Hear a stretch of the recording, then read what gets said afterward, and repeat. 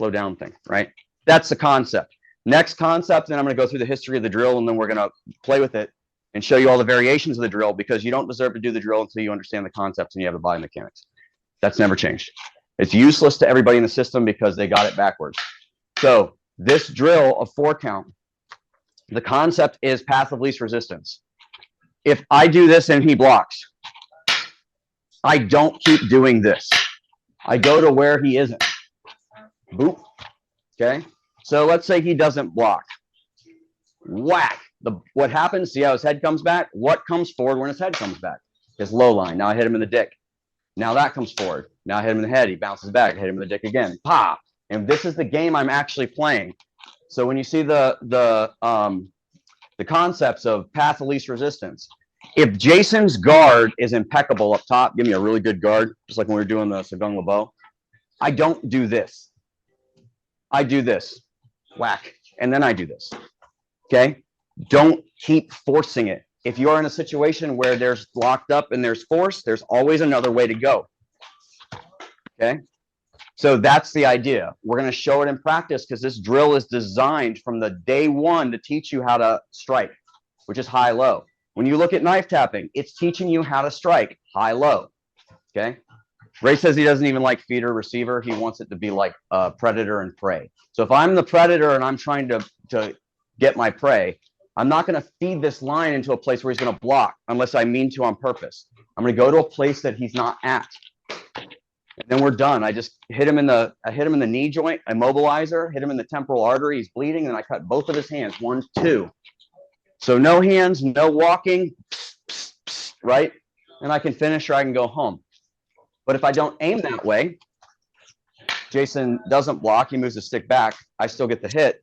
My puño entry can't work because all the puño lines come off of these same positions because of where I aimed at. If I aim offline in a stupid way, like out here, my puño entry can't make it. Because if you miss the first time, you're going to keep missing. The targets never change. Angle of the jaw, hip, angle of the jaw, hip, and my feet are always in play. I'm not standing on a straight line. Okay, so history of the drill. Those are the ideas behind it. Why we teach 4 count. Because on day 1, we're doing burnouts. Once we give somebody a strike, to teach them how to apply it is to go like, hey, I go low, he blocks it. Boom. Okay, we bounce high and low. Don't dig the same dish twice. I keep hitting the balls, he keeps bending over. I'm not getting anything. His stick will drop at some point, right? And then we go here and I feed the bait until, and that's what these drills are for. So here's the history. This is what you're going to be expected to know. All my students know this, and they also know the teaching side. You still remember the 3 most common mistakes of 4 count when I did your level 1? So part of the things I asked him in order for him to pass. What's the number 1 thing people do? See this hand?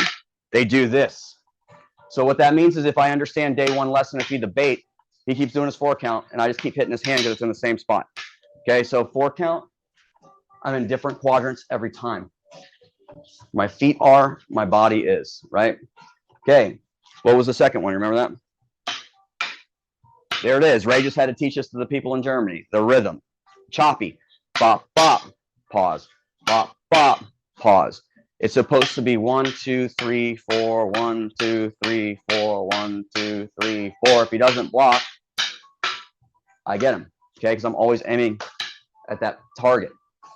Okay, so the last one that people mess up is what? They mirror you. So if you do 4 count with somebody, what they'll try to do is chase your stick, if you're looking at it from a drill perspective.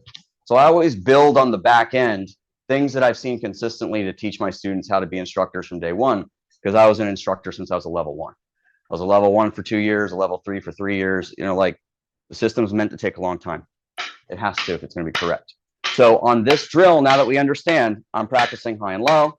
If I don't block, he keeps hitting me here. Ow, my dick, ow, my head, ow, my dick, ow, my head, right? If he's trying to feed the bait, he's just going to keep hitting that line.